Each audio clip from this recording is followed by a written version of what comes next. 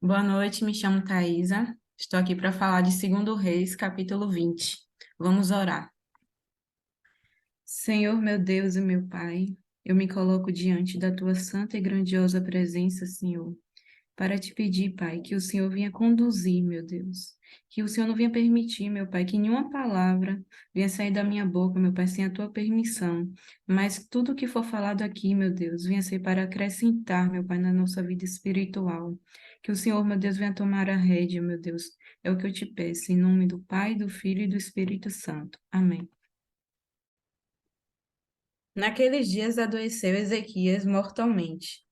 E o profeta Isaías, filho de Amós, veio a ele e lhe disse: Assim diz o Senhor: põe em ordem a tua casa, porque morrerás e não viverás, né? Como a gente pode perceber, Ezequias, ele recebeu a palavra, né, do Senhor, vinda do Senhor, não foi do profeta, de que ele iria morrer, certo? E que deveria colocar, né, a casa em ordem, organizar, porque ele iria morrer. Então virou o rosto para a parede e orou ao Senhor, dizendo: Ah, Senhor, suplico-te, lembra-te de que andei diante de ti em verdade, com coração perfeito, e fiz o que era bom aos teus olhos. E chorou Ezequias muitíssimo. Então ele não voltou-se, né, para o profeta e clamou ao profeta, mas ele fez e nem fez no capítulo 19, né? Ele voltou-se para Deus, colocou a cabeça na parede, né? Acredito eu que ele não se ajoelhou, mas que ele só voltou a cabeça porque eu acho que ele já estava debilitado, né? E com isso ele clamou a Deus, suplicou, né? E fez com que Deus lembrasse de que ele era uma pessoa que era temente, que era obediente e que tinha um coração reto. Então vamos lá ou no versículo 4. Sucedeu, pois, que, não havendo Isaías ainda saído do meio do pátio, veio a ele a palavra do Senhor, dizendo: Volta e dize a Ezequias, capitão do meu povo: Assim diz o Senhor, o Deus de Davi, teu pai. Ouvi a tua oração e vi as tuas lágrimas. Eis que eu te sararei, ao terceiro dia subirás à casa do Senhor, né? Então, Isaías não tinha nem saído do pátio, estava passando. Você vê que a oração foi tão forte, né? Que ele fez o Senhor lembrar dele, que Deus ele mudou, né? A sua opinião, né? Chegou para ele e falou: volta lá e você vai dizer dessa forma aqui para ele. Vamos lá, dando continuidade. E acrescentarei aos teus dias 15 anos, e das mãos do rei da Síria te livrarei, a ti e a esta cidade, e ampararei esta cidade por amor de mim, e por amor de Davi, meu servo. A gente vê aqui ele falando mais uma vez, né, de Davi, né? Um amor que ele tinha por Davi. Disse mais Isaías: Tomai uma pasta de figo, e a tomaram, e a puseram sobre a chaga, e ela sarou. Aqui a gente vê a questão da obediência, né? Ele fez o que foi dito, então ele obteve o resultado. Disse mais Isaías, e Ezequias disse a Isaías: Qual é o sinal de que o Senhor me sarará e de que ao terceiro dia subirei à casa do Senhor? Disse Isaías: Isto te será sinal da parte do Senhor, de que o Senhor cumprirá a palavra que disse. Adiantar-se-á a sombra 10 graus ou voltarás 10 graus atrás? Então ele falou, que prova eu tenho, né? De que de fato isso vai acontecer e que eu serei curado e que eu tenho que ir no templo do Senhor.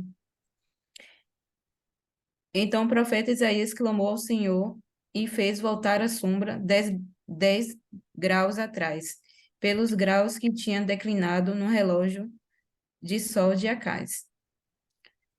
Naquele tempo enviou Berodaque, Baladã, filho de Baladã, rei da Babilônia, cartas e um presente a Ezequias, porque ouvirá que Ezequias tinha estado doente.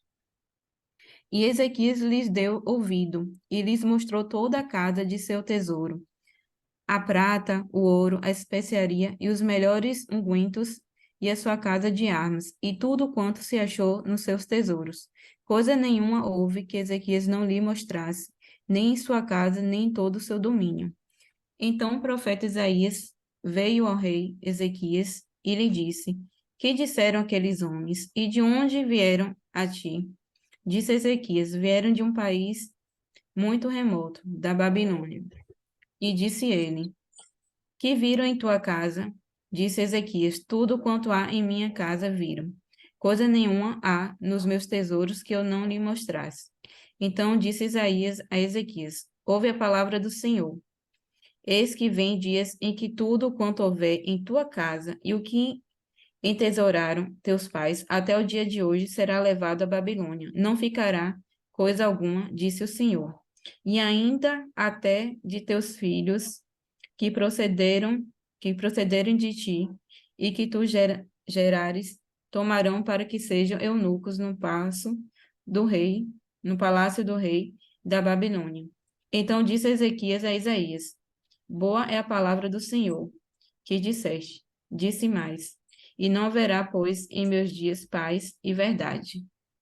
Ora, o, o mais dos altos de Ezequias e todo o seu poder, e como fez a piscina e o aqueduto, e como fez vir a água à cidade. Porventura não está escrito no livro das crônicas dos reis de Judá?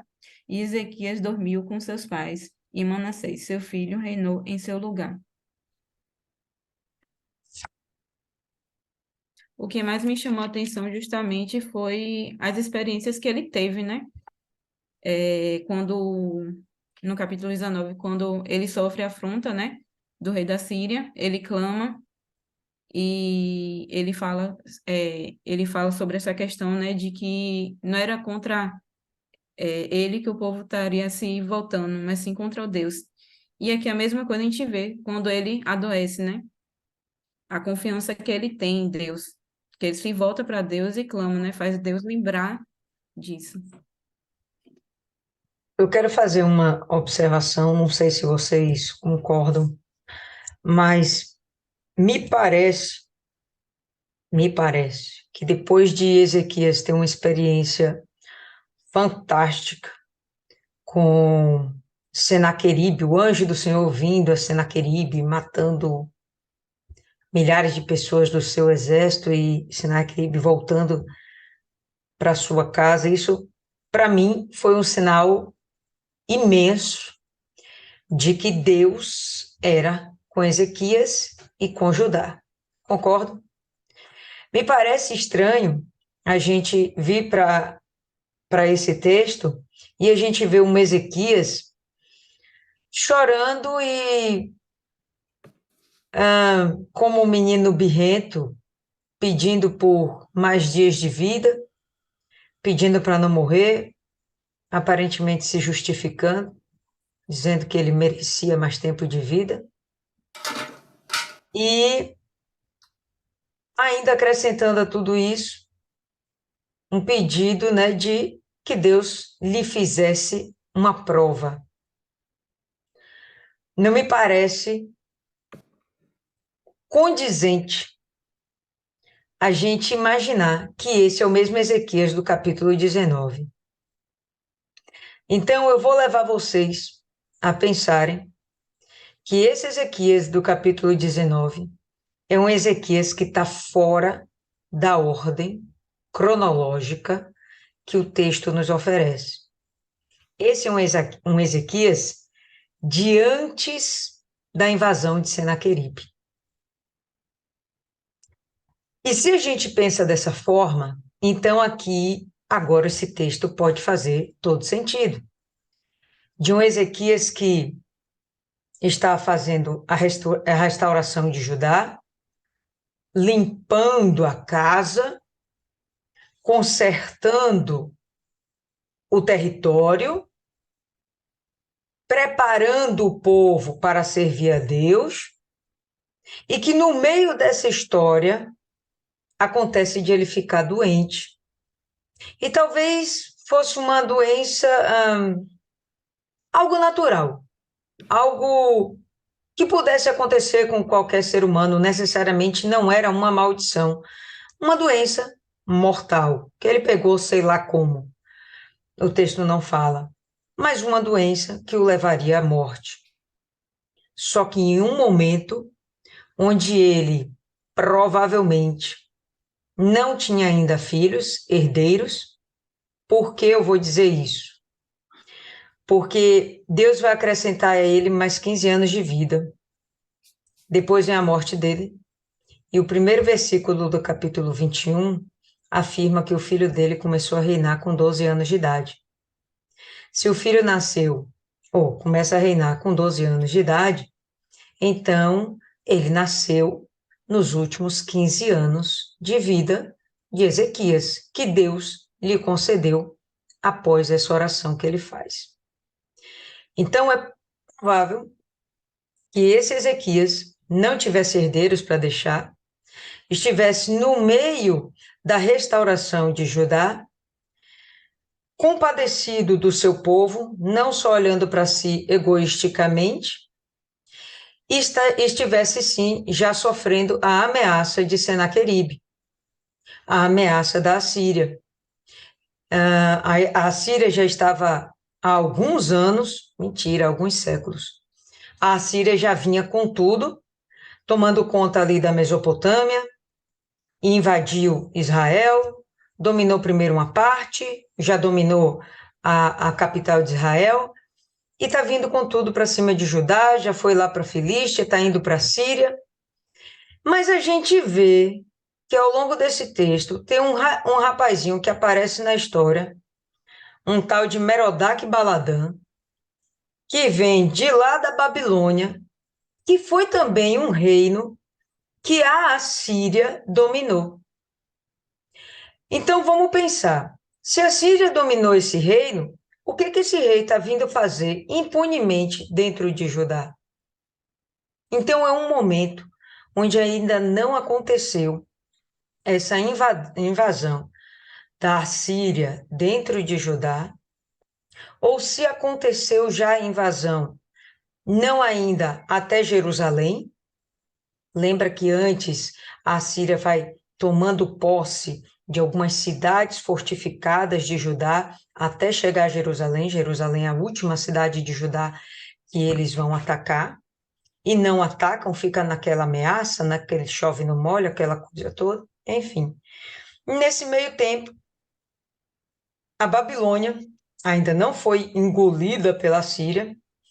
Vem de lá um rei, provavelmente querendo fazer uma aliança com Ezequias contra a Assíria.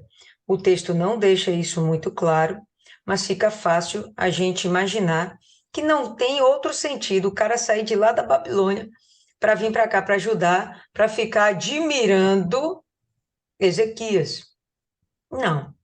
Ezequias vai se recuperar da enfermidade, porque Deus vai ter misericórdia dele. Deus vai realmente lembrar da fidelidade dele, do que Ezequias tem sido para ajudar até então, realmente um reformador dentro da cidade, dentro daquele país, daquela nação, tem uma importância sem igual, e ele realmente está dizendo, pelas palavras dele, lembra-te de que andei diante de ti com fidelidade, coração íntegro, e fiz o que era reto aos teus olhos. E chorou amargamente. Esse chorou amargamente não faz sentido para mim, depois que esse cara já viveu, já teve as conquistas, já viu Deus agindo poderosamente na vida dele, na vida de toda Judá, mandando aquele exército expulsando, sem Israel atirar uma flecha.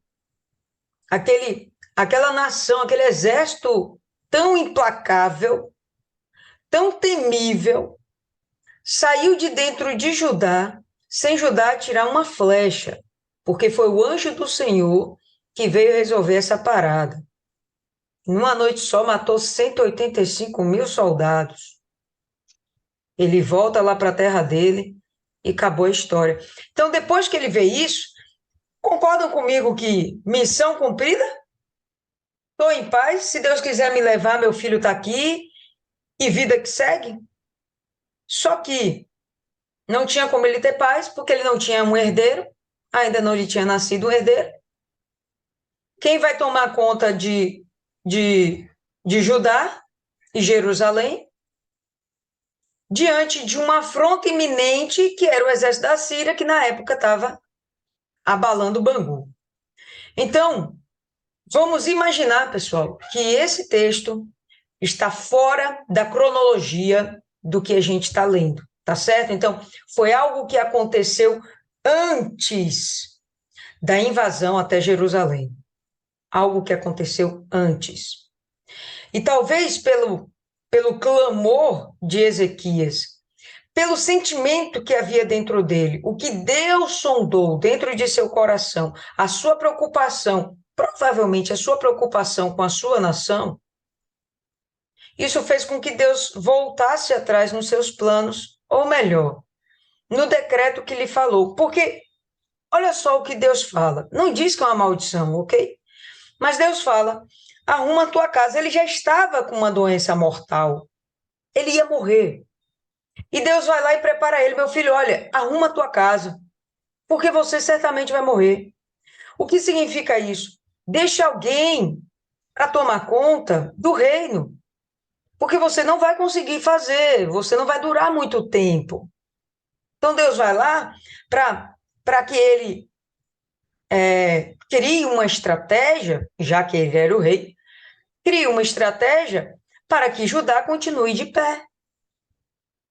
Então ele vai lá e dá a dica: arrume a sua casa, porque você vai morrer. Aí ele chega e fala: Deus, ó, lembra, eu sou fiel ao Senhor, eu fiz tudo que era reto, e dentro dele ficou aquela tristeza. Então eu penso, o que é lógico, o que é mais lógico para mim, ele na posição de rei, não está olhando para o próprio umbigo, e sim, aparentemente parece que ele olha para o próprio umbigo, mas a gente olha em todo o contexto, ele está olhando para toda uma nação, onde ele começou um trabalho, onde ele começou uma revolução espiritual, e ele não vai ter condição de concluir, porque está vindo uma ameaça muito grande e não tem quem fique em seu lugar. Beleza? Então, quando a gente vê isso aí, a gente vê que Deus atenta para ele, tem misericórdia dele e vai realmente, inclusive nesse ínterim, lhe dar um herdeiro, que é o bendito Manassés. Fala aí, Thaisa. Eu estava olhando aqui, observando o que a senhora falou, né? E se for voltar no 19, lá no versículo 37, né? Só reforçando, ele fala que os dois filhos, né, mataram o rei da Síria. E já no 20, ele já fala o seguinte: acrescentarei aos seus dias 15 anos, e das mãos do rei da Síria, tá vendo? Te livrarei, a ti e a esta cidade, e ampararei esta cidade por amor de mim. E a senhora trazendo isso, o que é que me faz lembrar sobre essa questão? Só recapitulando aqui, sobre essa questão aqui, né? Que mostra realmente dois Ezequias diferentes. Um, que é o primeiro, que como ele pede uma prova a Deus, né? Porque ele ficou adoecido, como é que ele vai saber, né, se de fato, de verdade, Deus vai lhe conceder? Ou seja, ele tinha um propósito e dentro desse propósito estava de acordo com o propósito de Deus também, acredito eu. Por isso que Deus também permitiu com que fosse acrescentado esses 15 anos. E aí, diante dessa experiência que ele teve, né, da cura, dessas coisas todas, quando o rei da Síria veio afrontar, ele já ali já tinha tido uma experiência anterior com Deus, e aquela experiência ali fortaleceu ele, fez com que ele não se preocupasse mais, mas que ele confiasse em Deus, né? Aquela questão, o que seria uma ansiedade? A ansiedade seria um medo de um futuro, mas ele não, ali ele já viu, já conhecia Deus, já teve um encontro com Deus, uma experiência com Deus, com que fez com que ele ali confiasse e cresce de que Deus estaria no controle de tudo. Então ali mostrou fielmente, né, a confiança dele em Deus. Exatamente, Thaisa. Fala aí, Cristiane.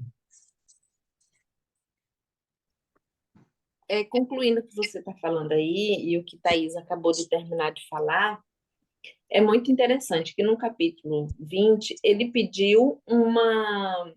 Tipo assim, ele perguntou ao profeta qual era o sinal, se realmente Deus haveria curado ele, né? Então, ainda não existia um rei, uma pessoa com tanta intimidade com Deus.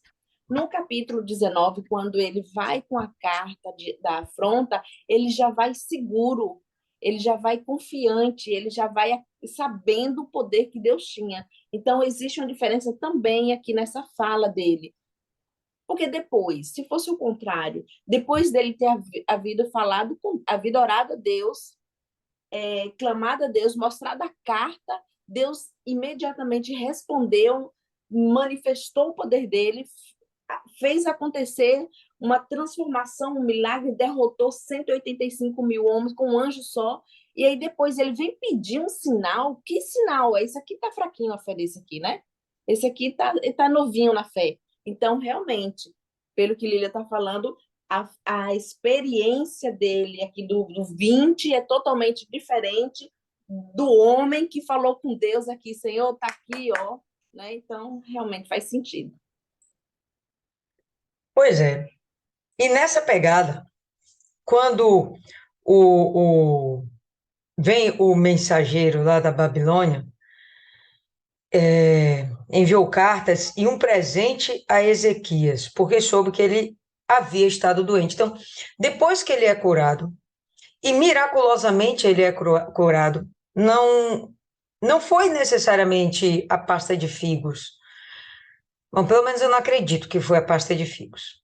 Mas como a Thaisa falou, a obediência à direção de Deus. A cura realmente foi miraculosa. Né? Não me passa realmente pela cabeça, eu como uma estudiosa da ciência, imaginar que uma pasta de figo foi lá e curou o cara de uma enfermidade mortal. Não foi a pasta, por favor. Foi o poder de Deus. A obediência. Deus deu uma direção, acabou. Isaías foi lá, obedeceu, o bonito creu e um abraço. O milagre aconteceu, ok? Então, essa história repercutiu, tudo que acontecia, pessoal, em Judá e em Israel, repercutia no mundo. Eles, até hoje, Israel é o relógio do mundo, até hoje. Todo mundo olha para Israel para saber dos sinais dos tempos. E naquele tempo não era diferente. Todo mundo olhava para Israel porque sabiam que lá tinha um Deus extremamente poderoso. E aí, vamos lá. Ezequias acaba recebendo os mensageiros do rei e lhe mostrou toda a sua riqueza. Aqui, pessoal, eu já acho que tem um quesinho de orgulho, de vaidade de Ezequias, mas vou repetir usando as palavras aí de Cristiane. Aqui é o jovem Ezequias, e o do capítulo 19 é o homem Ezequias, o Ezequias homem, maduro, espiritualmente maduro. Então ele, quando jovem, está lá regozijando com suas conquistas, felizão porque está restaurando Judá, felizão porque está tendo apoio político do povo, felizão porque ele está reconstruindo cidades, fortificando cidades, ele está fazendo um trabalho lá incrível, ele colocou lá os pastos tudo para funcionar de novo, a agricultura está de vento em popa, então é um momento muito bom para ajudar.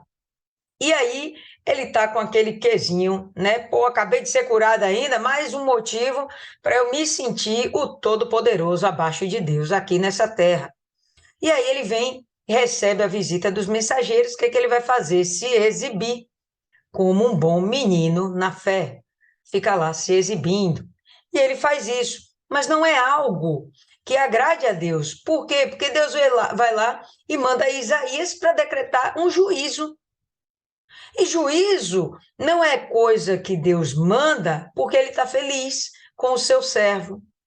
Juízo Deus manda porque houve uma rebeldia, uma desobediência, algo que desagradou a Deus. Me dá a entender que o que houve aqui foi um orgulho onde ele tirou Deus da jogada e colocou a si mesmo como o motivador, a causa dessa grandeza dentro de Jerusalém, dentro de seu palácio e do que acontecia dentro de Judá. Então ele chega e fala aqui, ó, no verso 13, Ezequias recebeu bem os mensageiros e lhes mostrou toda a casa de seu tesouro, prata, ouro, especiarias, óleos finos, que nessa época não eram produzidos dentro de Judá, dentro de Israel, isso era importado, era muito caro. E o seu arsenal, e tudo que havia nos seus tesouros. E quando a gente lê arsenal aqui, não sei como está aí na sua tradução, mas é o potencial, o poderio militar que ele tem, entendeu? As armas, o seu exército, os escudos, blá, blá, blá. Enfim, e ele mostra tudo aquilo, e você vê aqui no texto ele dando glória a Deus, ou dizendo que tudo era por conta de Deus. Não aparece isso. E se toda essa pompa não é para glorificar a Deus, é para você crer que o mérito é seu, então aí Deus vai chegar e vai dar uma tacadinha nele. Para quê? Para discipliná-lo, para que ele não cometa esse erro de novo. Os juízos, os castigos de Deus não são para a morte, são para a disciplina, são para mudança de comportamento, mudança de pensamento. E aí a gente vai ver no verso 14, né? Então o profeta Isaías foi falar com o rei Ezequias e lhe disse que foi que aqueles homens disseram, de onde vieram. Ah, vieram de uma terra distante, lá da Babilônia. E Isaías vai e pergunta. Isaías já sabia, porque se Isaías está lá foi porque Deus mandou. Aí Isaías já sabia de tudo que tinha acontecido, mas Isaías quer ouvir da boca do rapaz. O que eles viram no seu palácio? E Ezequias fala, tudo. Não escondi nada, mostrei tudo. E aí vem, ouça a palavra do Senhor. Eis que virão dias em que tudo que houver no seu palácio, isto é, tudo que os seus pais ajuntaram até o dia de hoje, mostrando que nem tudo era fruto dele, do esforço dele, tinha muita coisa lá que vieram dos outros reis, eram herança dos outros reis que ficavam dentro do palácio, né? Então, isto é, tudo que os seus pais ajuntaram até o dia de hoje será levado para a Babilônia, não ficará coisa alguma, diz o Senhor. Alguns dos seus próprios filhos, gerados por você, serão levados para que sejam eunucos no palácio do rei da Babilônia. Nessa parte aqui eu acho bem interessante, porque até então ele não tem filhos.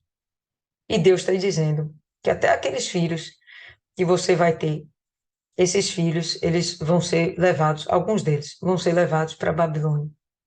Então, Deus já previa que essa raizinha da arrogância humana, da vaidade humana, ia permanecer dentro de Judá. A gente sabe que a Assíria não vai captar a nação de Judá, mas a gente sabe que a Babilônia vai fazer isso, né? E quando eles fazem isso, a gente vai ver se cumprir essa palavra que está sendo dada aqui agora. Por que que Deus dá essa palavra agora para ele? Por causa da raiz que Deus tá percebendo que vai ficar. Isso, de alguma forma, vai ser transmitido para Manassés. A gente já sabe que Manassés não prestou para coisa alguma. Ele não prestou. Mas a gente vai perceber que isso que, nesse momento, né, esse pecado, vamos dizer assim, essa falha, esse desvio de conduta de Ezequias, vai refletir na história de Judá. Vai refletir. De modo que a gente vai perceber ele aqui depois dizendo, boa palavra que o Senhor me falou. E fica parecendo estranho. Ô, gente, é boa palavra de que a gente vai sofrer um juízo? É boa palavra que eu vou receber um castigo? Não é porque Deus diz que isso vai acontecer em dias futuros. Durante o reinado dele, não vai ter essa guerra, não vai ter essa perturbação. Vai haver paz, vai haver tranquilidade. Depois dele, aí já é outra história. O que mostra um Ezequias realmente espiritualmente imaturo. É um jovem realmente, é um cara imaturo. Não aparece no texto que ele acabou fazendo aliança com a Babilônia. Tá? O texto não vai mostrar isso aqui para gente.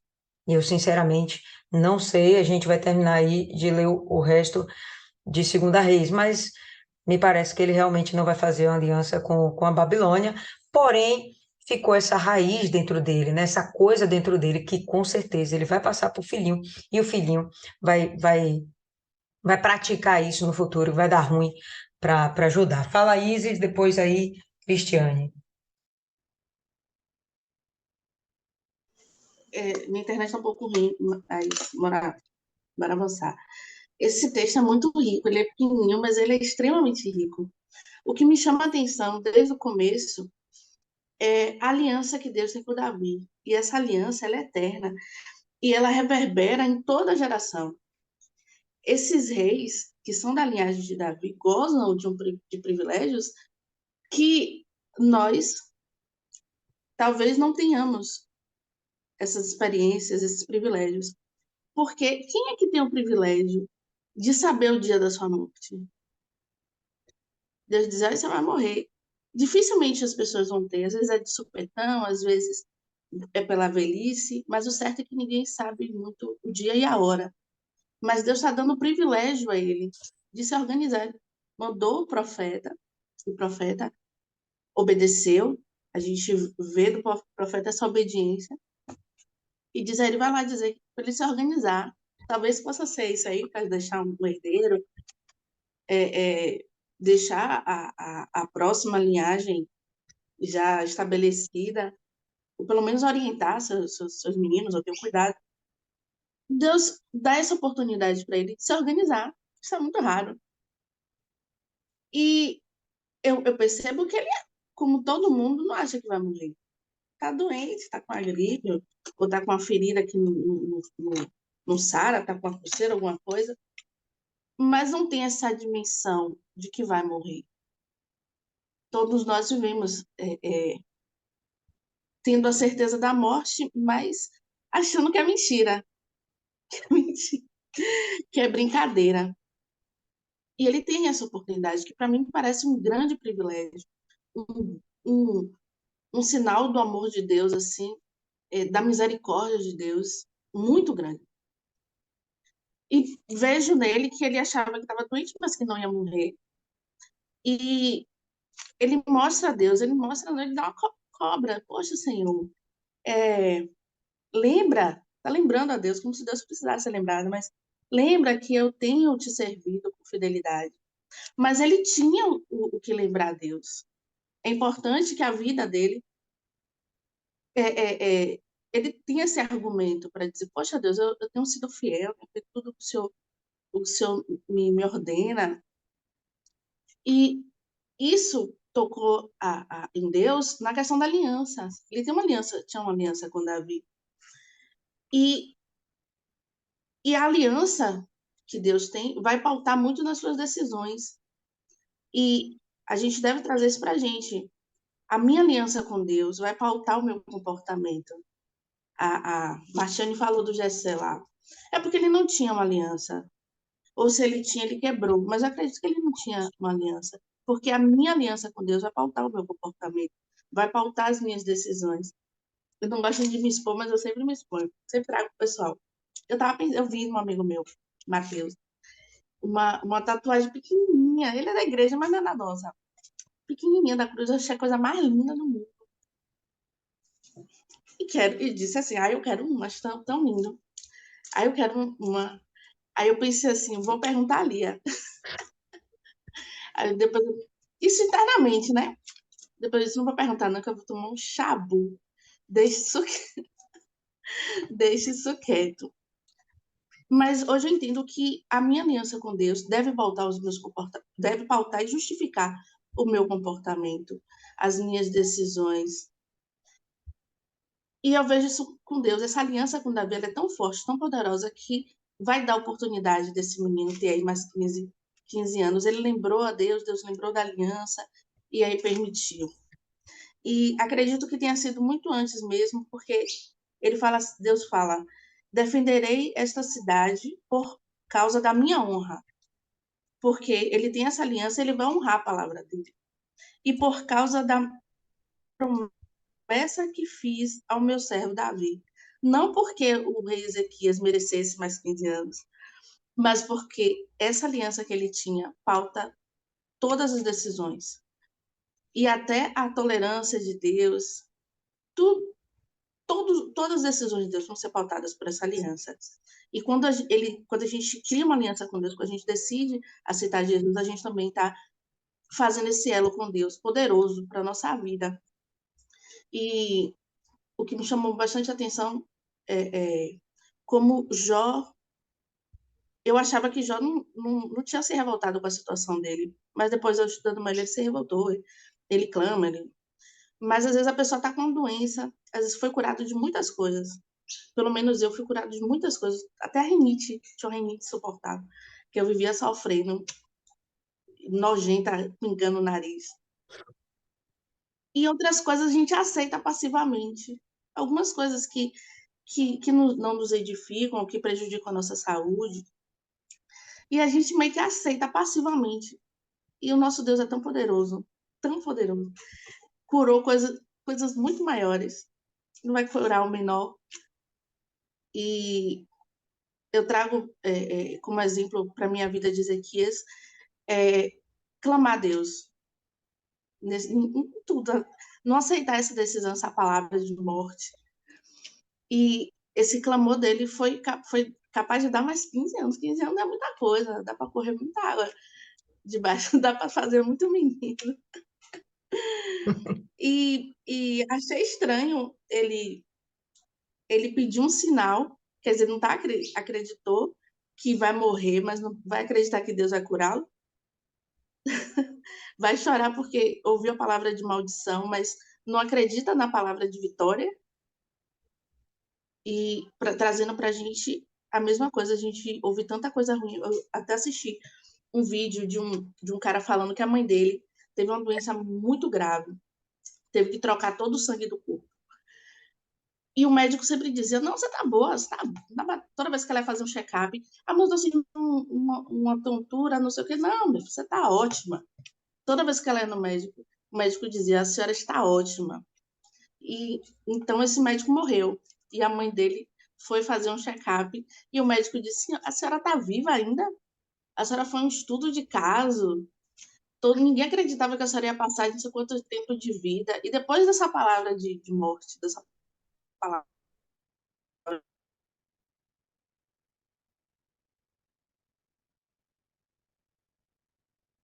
Pois, estravou.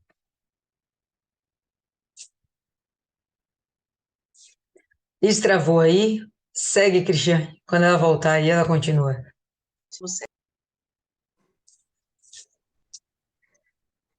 Tá muito interessante o vídeo dela. É, travou aí, Isis, travou aí. A gente deu um pause aqui em você. Vá, continua então. Não, é isso aí. Não valorizar, trazer para a Thaís a valorizar as palavras negativas, as maldições que não são lançadas, e da Babilônia, porque eu notei tudo isso. Então, da Babilônia, quando ele mostrou tudo que ele tinha, ele atraiu ali a inveja, a cobiça, e o povo lá dizem que o pior feitiço é o olho. É isso. Beleza. Travou, não vai? Travou um pouquinho, mas agora o final a gente ouviu. Fala, Cristiane. Aqui, lá no versículo 3, quando ele fala que ele se volta para Deus, eu vejo uma oração sincera e muito humilde, né? Mas o que me chama a atenção é a consciência dele saber que ele era reto perante Deus. A importância, a importância da nossa fidelidade para com Deus. E suplico que lembra que andei diante de ti em verdade. Era um homem sincero, era um homem honesto, com o coração perfeito. Você vê que olha a audácia dele, olha a segurança dele falar que ele andava com o coração perfeito.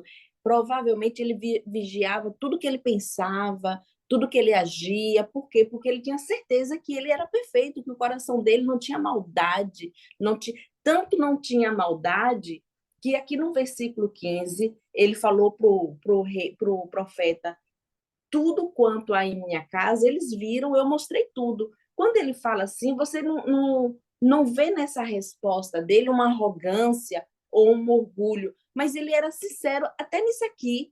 Quando Isaías perguntou, ele, sim, eu mostrei toda a minha casa, eu mostrei tudo que eu tenho aqui, eu mostrei o que está nos quartos, o que está no palácio todo, que tem escondido, todo o ouro que tem aqui, eu mostrei. Então, você vê que uma sinceridade nessa resposta também houve nele. Então, ele era um homem puro.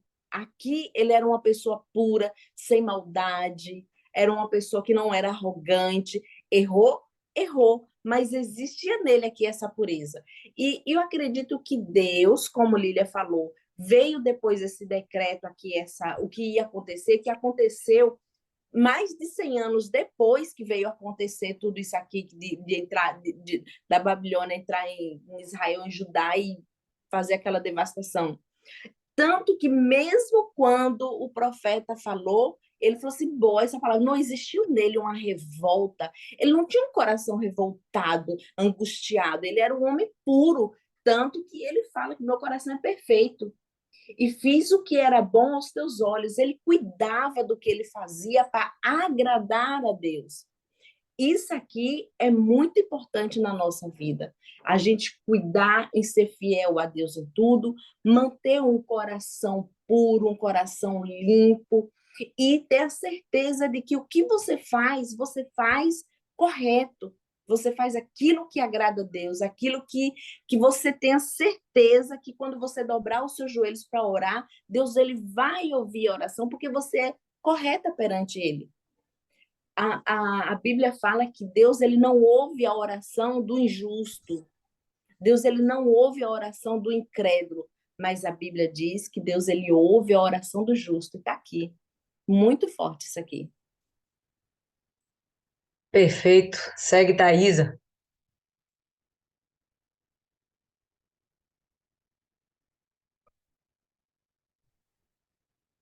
Voltando para essa questão, né, do capítulo, do capítulo 20, né, na parte, cadê que eu grifei aqui, peraí, que fala assim, e acrescentarei aos teus dias 15 anos, e das mãos do rei da Síria te livrarei, a ti e a esta cidade, e ampararei esta cidade por amor de mim e por amor de Davi, meu servo. Se puder, abre aí em segundo Samuel 7,16.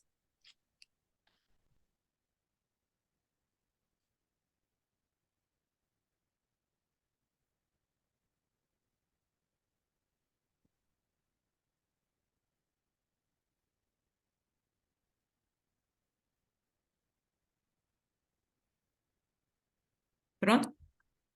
Uhum. Em segundo Samuel 7,16 fala, porém a tua casa e o teu reino serão firmados para sempre diante de ti. Teu trono será firme para sempre. Ou seja, foi uma promessa que Deus ele fez a Davi, né? Que a descendência dele perpetuará para sempre. E como a gente viu, Dona Lília falou, depois que minha mente abriu mais sobre essa questão, né? Ezequias ele não tinha realmente um filho. Então, o que é que fez? Ai, me esqueci agora o nome dela. Fernanda colocou aqui, Deus muda de ideia. Aí o que é que fez Deus mudar? Justamente a conduta dele, mas a promessa em si que ele fez para Davi. Entendeu? Porque ele deu a palavra a Davi que a geração dele perpetuará. É aquela questão de que Deus ele trabalha junto a nós dentro de propósito, né? Então, com isso, aconteceu o tempo dele ter um filho, né? E aí venceu a Síria e pronto, pode descansar, como a gente vê no final do segundo Reis 20, né? Que ele fala, e Ezequias dormiu com seus pais e Manassés, seu filho, reinou em seu lugar. Perfeito, Thaisa. Respondido, Fernanda? Não. Então, tenta explicitar melhor sua dúvida. não sei se são reflexões. Quando a gente pensa nesse tipo de questão, a gente inevitavelmente e necessariamente tem que voltar a lembrar do que a gente já ouviu da palavra, né? Porque a palavra, ela nos responde essas questões. Eu não vou lembrar aqui, tá? De tudo que se refere a esse aspecto, mas eu me lembro de algumas questões que Deus em si, a pessoa do Senhor não muda. Ele é um. Ele não é homem para que minta, nem filho do homem para que se arrependa. Só um momento aí, por favor.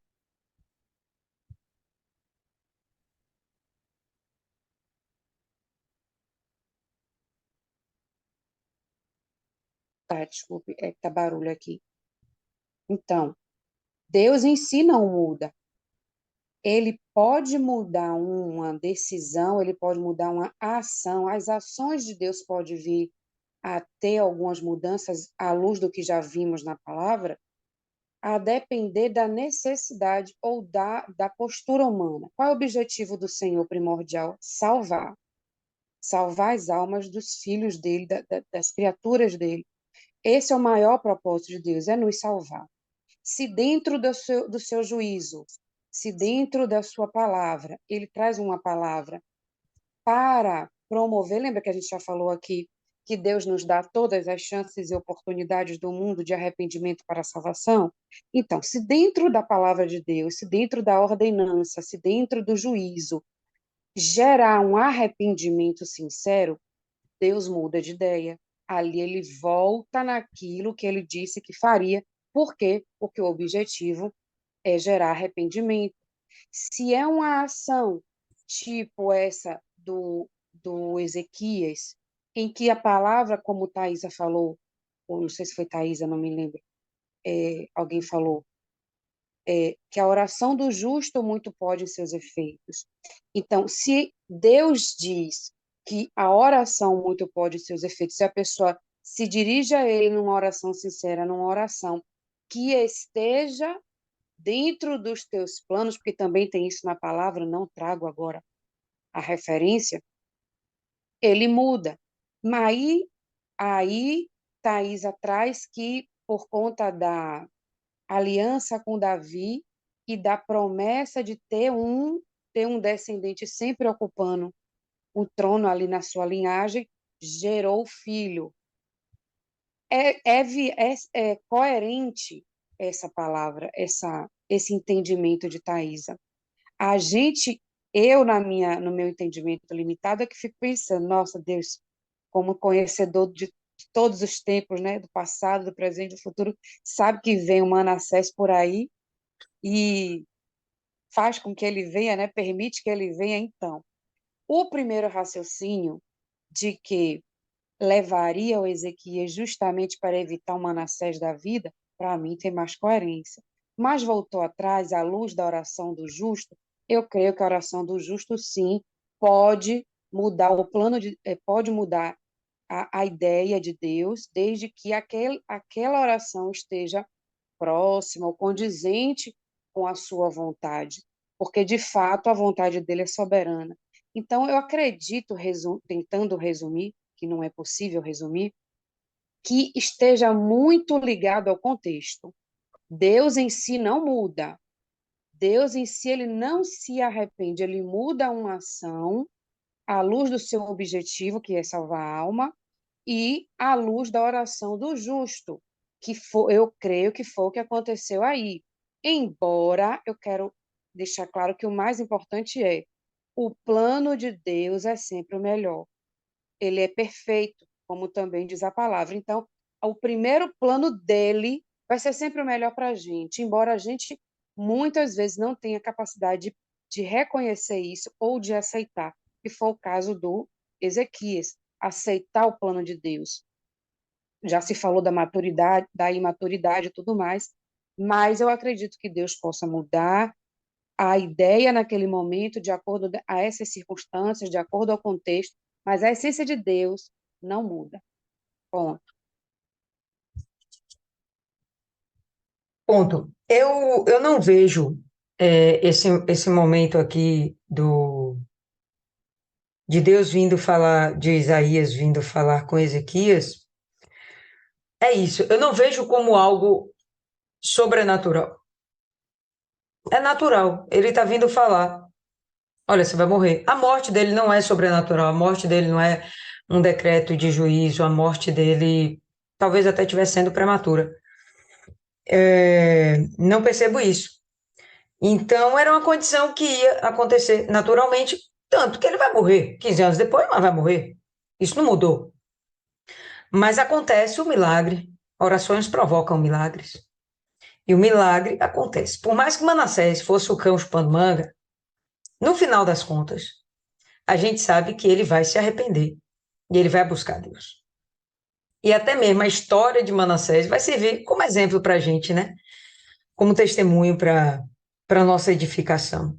Então, eu imagino que até o Manassés realmente já estava dentro dos planos de Deus, de fato. Ele viria. Agora, a grande questão desse capítulo é o ponha em ordem a sua casa. Para mim, o segredo do capítulo todo é põe em ordem a sua casa. O fato dele morrer agora, ou daqui a 15 anos, não faz. Mas que não é o mais importante. O mais importante é o põe em ordem a sua casa. E com os dias que ele tinha de vida, ele não tinha como pôr em ordem a casa dele. Então, a única coisa que ele fala, ó Deus, realmente eu fiz o meu melhor. Não dá para fazer mais nada do que isso, não. E ele chora amargamente. Eu penso que o que Deus dá é tempo para ele continuar a obra dele. A obra, a missão do próprio Ezequias. Ele dar continuidade ao que ele tinha de fazer. Enfim. Isis. Eu acredito realmente que essa discussão, nesse momento, nesse texto, não cabe, porque Deus está agindo de misericórdia até quando ele avisa da oportunidade dele organizar a casa dele. E diz: olha, você vai morrer, organiza a sua casa. Esse é o momento da misericórdia de Deus, do amor, da consideração até para com Davi. Mas eu tive essa discussão engraçada algum semestre passado, o semestre retrasado, sei lá, com um ateu agnóstico, que eu nem sabia o que era ateu agnóstico. Mas basicamente é um cara que acredita em Deus, mas não acredita na figura do Senhor Jesus. E ele também estava com esse conflito, maluquice, mas ele estava com esse conflito, que Deus se arrepende, não sei o que, peraí. Aí a gente conversou sobre a questão do dilúvio, que Deus se arrepende de ter acabado com a humanidade, e aí ele faz uma aliança, que é o arco-íris, uma aliança com a humanidade que não acabaria mais a humanidade por água. Procurei o texto aqui, mas não achei. Acabaria, peraí que eu me perdi, acabaria por água. E que a relação de Deus com o ser humano não é de um criador para uma criatura, não é alguém que faz um carro, um modelo de um carro. É a relação, ele traz muito isso, que a relação que ele tem com a gente é de filho. E essa relação de pai e filho é uma relação sugênesis. Ele é diferente das outras relações, no sentido de que eu perguntei a ele: o que você faria hoje se seu filho acabasse de nascer, bebezinho lindo, rosadinho, e você acabasse de descobrir que aquela criança seria um assassino estuprador? O que você faria com aquele bebê? Você mataria aquele bebê naquele momento? Friamente, você faria isso?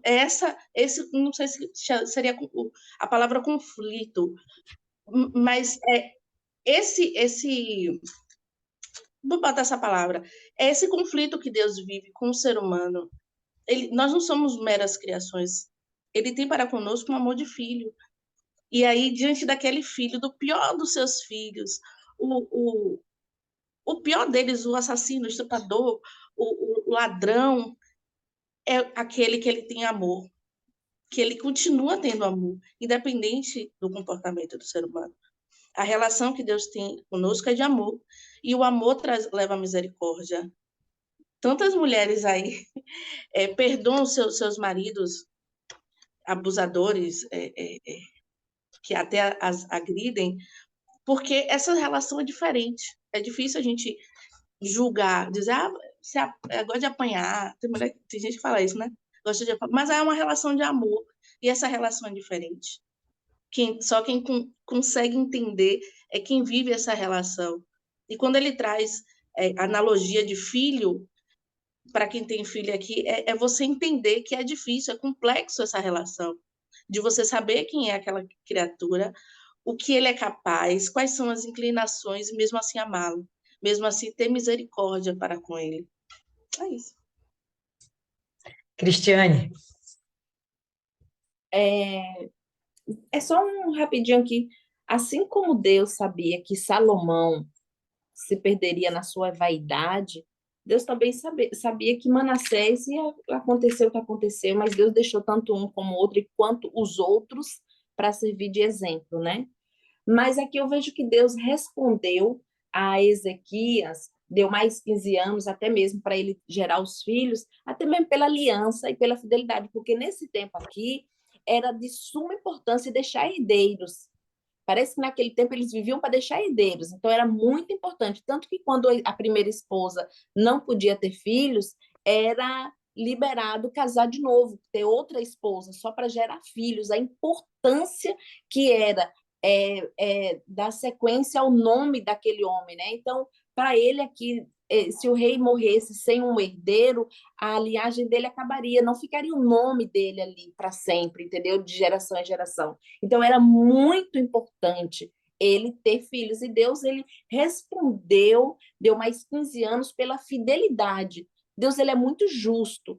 Deus ele é tremendamente justo. A base do trono de Deus é a justiça. Então eu acho que Deus sendo justo, Deus viu que era correto deixar mais 15 anos até para ele gerar filhos, que eu acho que a dor dele aqui quando Deus falou que ele ia morrer foi essa. Pô, não vou deixar herdeiro, meu nome vai acabar. Isso para o homem naquela época era vergonha, era tido assim como humilhação. Thaisa,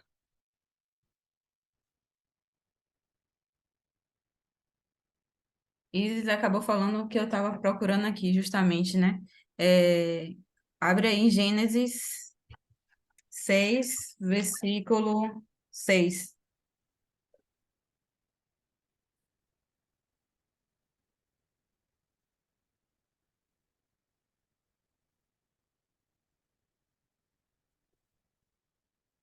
Pronto?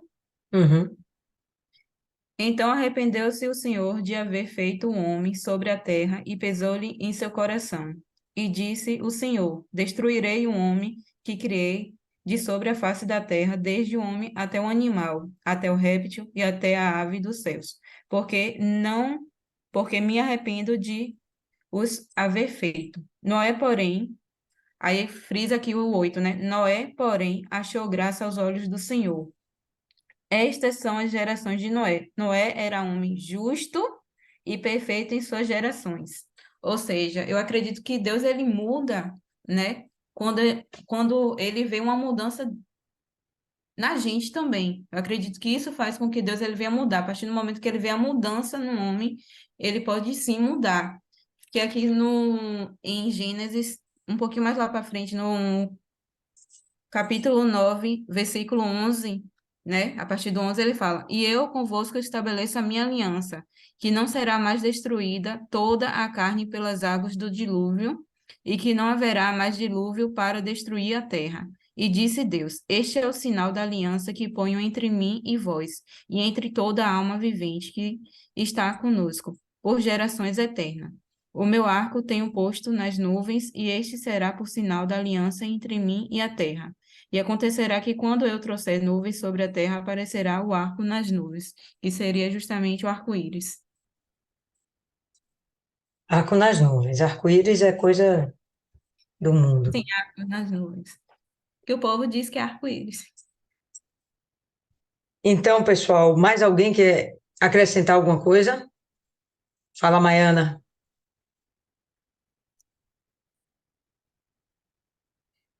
Ele pode até ter sido puro quando ele mostrou tudo isso, mas só que, e sincero. Só que quando a minha sinceridade machuca alguém, eu já não sou sincera, eu sou maldosa. Eu estava vendo um vídeo do bispo Renato, que ele falou que ser sincero é igual soltar pum. Você tem sua necessidade de soltar o pum, mas você não vai soltar na frente de todo mundo. Eu vou mandar o vídeo depois para vocês verem, é bem legal. Quando Deus fala, coloca sua casa em ordem. Ele era justo, ele era perfeito, ele podia ter um coração bom, mas alguma coisa errada tinha ainda na casa dele. Alguma coisa ele deixou de fazer que Deus mandou ele se ajeitar. E se ele tivesse bem, acho que nem um aviso ia ter. Ele ia morrer, ia ser enterrado e pronto, acabou. As consequências dos meus atos vão reverberar. Algumas palavras eu não consigo falar, mas não sei se falei certo. Reverberar. Na vida de todo mundo, não só da minha família, como de todos aqueles que vivem ao meu redor. Por quê? Porque foi por causa dele que a Babilônia invadiu a cidade, levou todo mundo cativo. As promessas de Deus, a oração não adiou os planos de Deus, não mudou os planos de Deus aqui do castigo. Não é nem um castigo de plantar de colher o que ele plantou. Deus só adiou, ele só não colheu. Quem colheu foi os outros, foi os descendentes. Por quê? Porque se a gente for ver Daniel, o livro de Daniel, as consequências de Ezequias. Quando eles entraram lá, quando a Babilônia invadiu, eles sabiam que tinham e onde estavam.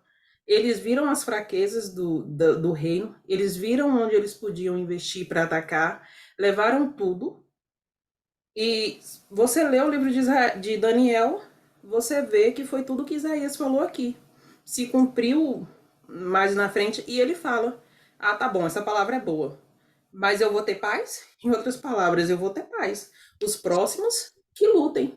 Então, cadê a preocupação dele? Porque quando a gente tá bem com Deus, a gente se preocupa com nossa alma, a gente se preocupa com a dos outros também. Então, é como a senhora falou, colocar a casa em ordem e ter cuidado com as minhas ações, porque as minhas ações vão ter efeito na vida dos outros.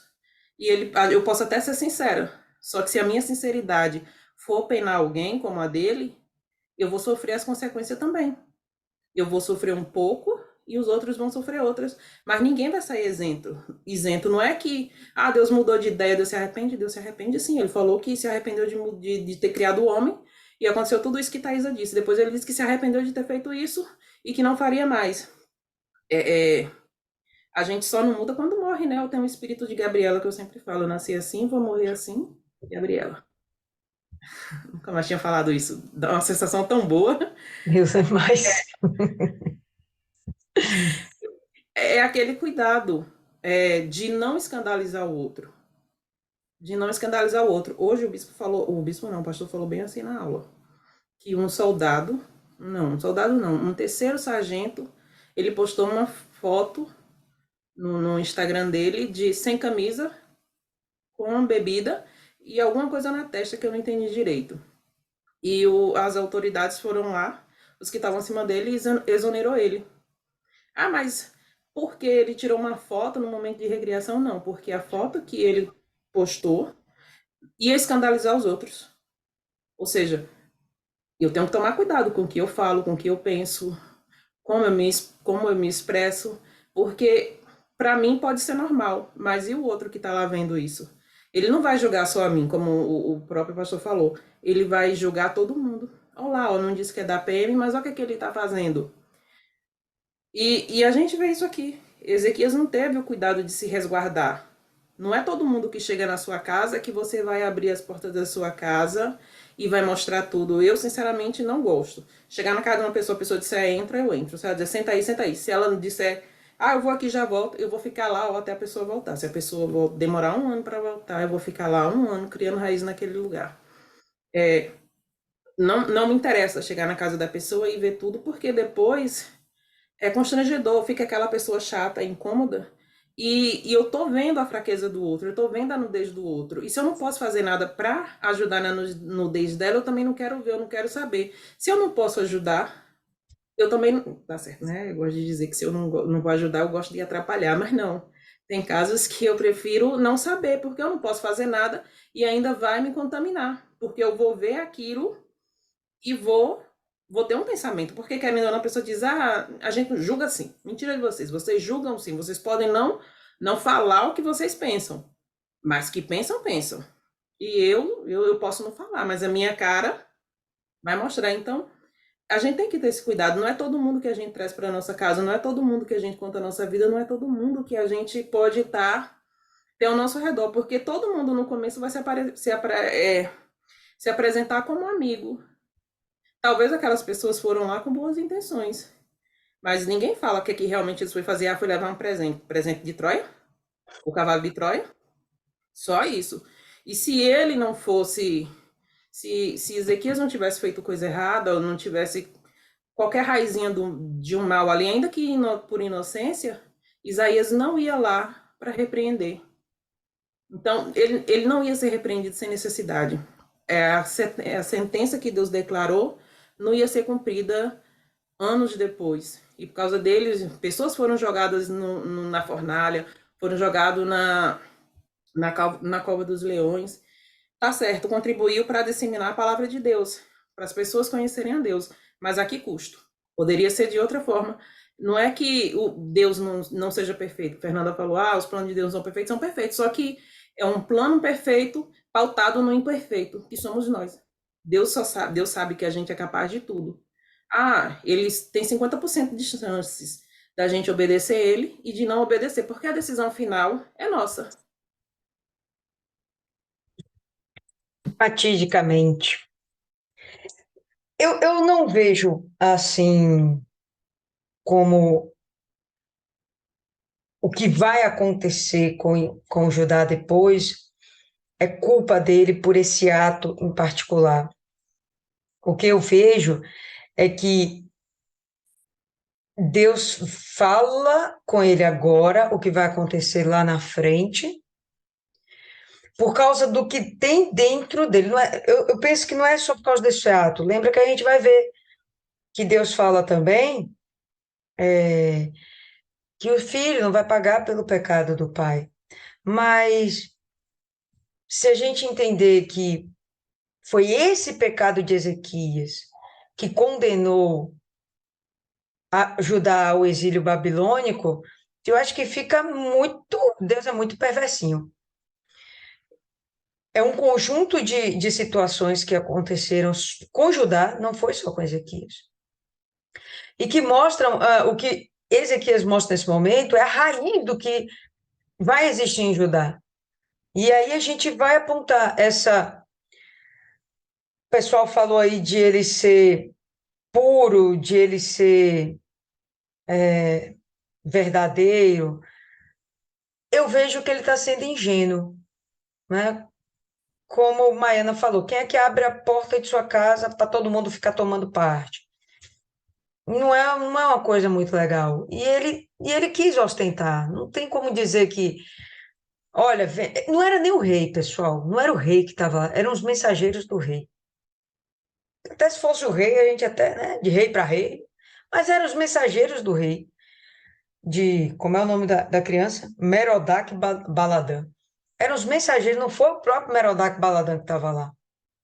Então não tinha muito sentido ele ficar se expondo. Tinha uma raiz dentro dele que vai permanecer dentro de Israel. E a gente vai ver que Israel, vou tirar o nome Israel, dentro de Judá, que a gente vai perceber que Judá vai expressar essa raiz com muita propriedade, desagradando bastante a Deus. Entende? Então, a tentativa dele é muito boa, de cuidar de Judá. Não é perfeito. A gente está vendo aqui um tempo antes do 19. Fato, já chegamos aqui a essa concordância. No 19, ele já é um cara muito mais maduro, um cara muito mais definido, com uma fé definida, uma confiança em Deus muito estabilizada. Ele vai deixar isso também para o povo. O que vai prevalecer? E o povo escolher, né? Gênesis de novo. O homem é desde sua infância, desde a meninice, desde criança, continuamente mau. Seus planos são continuamente maus. Então, faz parte do ser humano ser perverso e tender para a maldade. Ele deixou coisas muito boas, exemplos maravilhosos. Cabe ao povo escolher o que vai seguir. E o povo vai acabar escolhendo novamente se corromper. Não fosse isso, não haveria exílio babilônico. A gente não estava aqui comentando sobre isso. Mas são coisas que a gente sabe que Deus já falou lá atrás que aconteceria. Foi só por causa do Ezequias? Não. Ele está apontando aqui, ó, por coisas desse tipo, é que Judá vai ser desarraigado da sua terra, né? Vai ser removido da sua terra. Alguém mais alguma coisa a acrescentar? Rayane, você está calada aí há muito tempo. Tenho não, peguei a conversa pela metade aí e todo mundo já falou tanta coisa que se eu for falar, eu vou falar a mesma coisa e não vai adiantar muita coisa. Gostei de um monte de coisa, então tá certo. Thaisa, coloca aí alguém para orar, para fazer a oração final. Eu sugeriria colocar Fernanda, porque Fernanda já está dando boa noite antes da hora. Então, deixa ela concluir, então. O som Mas aqui tá alto, é melhor não. Adoraria, não, a mas gente só está ouvindo sua voz. Pode ficar tranquila que não está aparecendo som mesmo, não. Sério. tá não? Dá para ouvir Não, o somzão lá embaixo, não? não. Tá.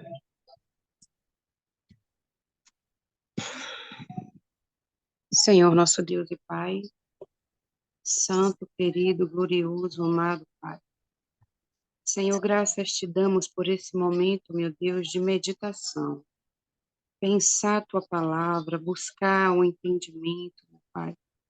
Sabe, é uma oportunidade que nós queremos te agradecer, Senhor. Meu Deus, o momento de refletir a tua vontade, o momento de refletir as tuas motivações, aquilo que o Espírito Santo, meu Pai, nos confirma, aquilo que ele nos mostra, são bênçãos, meu Pai, para a nossa vida e nossa caminhada aqui nesse lugar. Por isso te agradecemos, meu Pai. Meu Deus, apresento mais uma vez ao Senhor as nossas vidas. Pedimos que o Senhor venha nos fortalecer. Segura forte na nossa mão, nos ajudando a caminhada que temos que traçar, meu Pai, todos os dias, até o último dos nossos dias nessa terra. Nos renova nessa noite de sono, nos dá o descanso necessário, meu Pai. Que o Senhor possa, Espírito Santo, nos capacitar cada dia mais, nos preparar, meu Pai, nos dirigir através da Tua palavra para completarmos a nossa carreira, meu Deus. Segura, Pai amado, firme na nossa mão, de modo que, meu Pai, que não venhamos tirar os olhos de Ti, meu Senhor, que não venhamos desviar o nosso olhar do nosso alvo. Então, meu Deus, nós pedimos mais uma vez que o Senhor continue a cuidar de cada uma de nós e de nossos familiares. Venha nos renovar, meu Pai, em tudo quanto necessitamos. Renova a nossa fé, renova nossas forças físicas e espirituais.